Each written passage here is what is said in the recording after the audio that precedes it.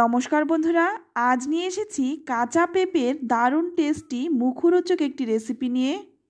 গরম গরম ভাতে পেঁপের এই রেসিপি থাকলে আর কোনো কিছুরই প্রয়োজন হবে না, শুধু এই দিয়েই খাওয়া হয়ে যাবে। পেঁপে তো আপনারা অনেক রকমভাবেই খেয়েছেন, একবার আমার মতো এই নতুন পদ্ধতিতে বানিয়ে দেখুন। যারা পেঁপে খেতে ভালোবাসে না তারাও কিন্তু চেয়ে চেয়ে খাবে। চলুন তাহলে দেখে নেওয়া যাক। তো রান্নাটা করার জন্য প্রথমেই এখানে নিয়েছি একটা পেঁপে। এবার এই সম্পূর্ণ পেঁপেটা আমি কেটে নিলাম। অপরদিকে আমি এখানে একটা ফ্রাইং প্যান নিয়ে নিয়েছি। এবার এর মধ্যে দিয়ে দিচ্ছি সামান্য একটু জল। জলটা কিন্তু খুব বেশি দেওয়া যাবে না। এখানে আমি হাফ কাপ জল দিয়েছি। এবার এর মধ্যে দিয়ে দিলাম সামান্য একটু লবণ। এবার এই লবণটা জলের সাথে ভালো করে মিশিয়ে নেব। লবণটা মিশে গেছে আর জলটাও কিন্তু ভালো করে ফুটে উঠেছে। এবার এই কেটে রাখা পেঁপেগুলো জলের মধ্যে দিয়ে দিলাম। পেঁপে কিন্তু আমি একদম পাতলা পাতলা করে কেটেছি, যাতে করে পেঁপেটা তাড়াতাড়ি সেদ্ধ হয়ে যায়।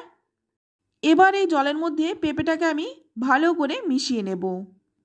প্রত্যেকটা পেঁপের মধ্যে যাতে লবণটা ভালো করে ঢুকে, তাই ভালো করে নেড়েচেড়ে মিশিয়ে নিলাম। এবার ঢাকা দিয়ে 10 মিনিট সেদ্ধ করে নেব। তো 10 মিনিট পর দেখুন ঢাকনাটা খুলে নিচ্ছি। এখন কিন্তু পেঁপেটা সেদ্ধ হয়ে গেছে, আর এর থেকে বেশি সেদ্ধ করবার প্রয়োজন নেই। আর দেখুন জলটাও কিন্তু একদম শুকনো হয়ে গেছে, আর যেটুকু জল রয়েছে সেটা নেড়েচেড়ে শুকিয়ে নিচ্ছি। এবার দেখুন পেঁপেটা আমি নামিয়ে নিলাম, তারপর ঠান্ডা করে নেব। তো দেখুন পেঁপেটা কিন্তু ঠান্ডা হয়ে গেছে, আর পেঁপে কিন্তু একদম পাতলা পাতলা করে কেটেছি, তাই সেদ্ধ হতেও কিন্তু খুব একটা সময় লাগেনি। এবার এই পেঁপেটা আমি শিলে বেটে নেব। তো এখানে কিন্তু আমি শিলে বেটে নিচ্ছি, তবে এটা কিন্তু আপনারা মিক্সিতেও বেটে নিতে পারেন। আর যাদের মিক্সি নেই তারা কিন্তু শিলে বেটেই রান্নাটা করতে পারেন। ভীষণ টেস্টি হয় খেতে। পেঁপে কিন্তু ভীষণ উপকারী একটি সবজি। পেঁপের অনেক গুণাগুণ থাকা সত্ত্বেও কিন্তু অনেকেই আছেন যারা পেঁপে খেতে পছন্দ করেন না। তাদেরকে রিকোয়েস্ট করব এইভাবে একবার পেঁপেটা বানিয়ে খেতে। তো একদম মিহি করে বেটে নিলাম। তো বাদবাকি পেঁপেটাও আমি একই রকমভাবে বেটে নেব। যেহেতু পেঁপেটা খুব ভালো করে সেদ্ধ হয়ে গেছে, তাই বাটতেও কিন্তু খুব একটা সময় লাগে না। তো দেখুন সম্পূর্ণ পেঁপেটা খুব ভালো করে বেটে নিলাম। তো পেঁপেটা বেটে নেওয়ার পর এখানে দেখুন 5-6 কোয়া রসুন আমি থেতো করে নিচ্ছি। এখানে আমি অল্প রসুন নিয়েছি, আপনারা চাইলে কিন্তু রসুনের পরিমাণটা আরেকটু বাড়িয়েও দিতে পারেন। তো রসুনটা আমি থেতো করে নিলাম। এবার অপর দিকে কড়াই গরম করে নিয়ে এর মধ্যে দিয়ে দেব সর্ষের তেল। আর অবশ্যই কিন্তু রান্নাটা সর্ষের তেলেই করবেন, সর্ষের তেলে করলেই কিন্তু খেতে বেশি ভালো হয়। এবার ফোড়নে দিয়ে দিলাম 2টো শুকনো লঙ্কা, আর দিয়ে দিলাম অল্প একটু কালো জিরে। শুকনো লঙ্কা আর কালো জিরেটা একটু ভালো করে ভেজে নেব। তো ভেজে নিলাম। এখানে দেখুন আমি 2টো মিডিয়াম সাইজের পেঁয়াজ আর 5-6টা কাঁচা লঙ্কাকে কেটে নিয়েছি। এবার এই পেঁয়াজ আর কাঁচা লঙ্কাটা তেলের মধ্যে ভালো করে একটু ভেজে নেব। তবে ঝালটা একটু নিজেদের স্বাদ অনুযায়ী দেবেন, যে যেমন ঝাল খেতে পছন্দ করেন। পেঁয়াজ আর কাঁচা লঙ্কাটাকে ভালো করে ভেজে নিয়ে এবার এখানে দিয়ে দিলাম থেতো করা রসুন। এবার রসুনটাও কিন্তু একটু ভালো করে ভেজে নেব, যতক্ষণ না রসুনের কাঁচা গন্ধটা চলে যাচ্ছে। রসুনের কাঁচা গন্ধ চলে যাওয়া পর্যন্ত রসুনটা একটু ভেজে নিলাম। এবার এর মধ্যে দিয়ে দিচ্ছি স্বাদ মতো লবণ আর সামান্য একটু হলুদ গুঁড়ো।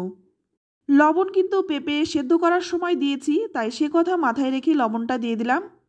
লবণ আর হলুদ দিয়ে পেঁয়াজটাকে আরেকটু ভাজবো। তো বন্ধুরা, আমি জানি না আপনারা এইভাবে কখনো পেঁপে রান্না করে খেয়েছেন কি না। না খেয়ে থাকলে একবার বানানোর রিকোয়েস্ট রইল, আর খেয়ে থাকলে কমেন্টে লিখে অবশ্যই জানাবেন। এবার এর মধ্যে দিয়ে দিলাম বেটে রাখা পেঁপেটা। এবার এই পেঁপেটা আমি পেঁয়াজের সাথে খুব ভালো করে নেড়েচেড়ে মিশিয়ে নেব। আর এই কাজটা কিন্তু একটু সময় নিয়ে করবেন। গ্যাসের আঁচ লো টু মিডিয়ামে রেখে 10 থেকে 15 মিনিটের মতো এইভাবে নেড়েচেড়ে শুকনো শুকনো করে নিতে হবে। এবার এর মধ্যে দিয়ে দিলাম সামান্য একটু চিনি, এতে করে স্বাদটা কিন্তু ব্যালেন্স হবে। তবে যারা রান্নায় চিনি খেতে অপছন্দ করেন তারা কিন্তু স্কিপ করতে পারেন। তো দেখুন 10-15 মিনিট সময় নিয়ে একটু ভালো করে নেড়েচেড়ে নিয়েছি, আর এখন কিন্তু একদম শুকনো শুকনো হয়ে গেছে। এটা কিন্তু যত শুকনো করবেন ততই কিন্তু খেতে বেশি ভালো হবে। তো দেখে বুঝতেই পারছেন অনেকটাই শুকনো হয়ে গেছে। এবার নামানোর আগে দিয়ে দিচ্ছি 1 চামচ কাঁচা সর্ষের তেল। অবশ্যই কিন্তু এই সর্ষের তেলটা দিবেন। কাঁচা সর্ষের তেল দেওয়ার কারণে কিন্তু এর স্বাদ দ্বিগুণ বেড়ে যায়। আমি শুধু কাঁচা সর্ষের তেলটা দিয়েই নামাচ্ছি, আপনারা চাইলে কিন্তু একটু ধনেপাতাও দিতে পারেন।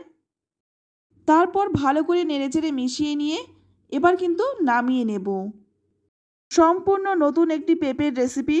গরম গরম ভাতের সাথে পেঁপের এই রেসিপি থাকলে 1 থালা ভাত শুধু এই দিয়েই খাওয়া হয়ে যাবে, আর কোনো কিছুরই কিন্তু প্রয়োজন হবে না। আর যারা পেঁপে খেতে অপছন্দ করেন কিংবা ভর্তা খেতে পছন্দ করেন তাদের তো ভীষণ ভালো লাগবে। তো বন্ধুরা, রেসিপিটি কেমন লাগলো অবশ্যই কমেন্টে জানাবেন। ভালো লাগলে লাইক শেয়ার কমেন্ট করতে ভুলবেন না। আর আপনি যদি আমার চ্যানেলে নতুন হয়ে থাকেন চ্যানেলটা সাবস্ক্রাইব করে আমার পাশেই থাকবেন।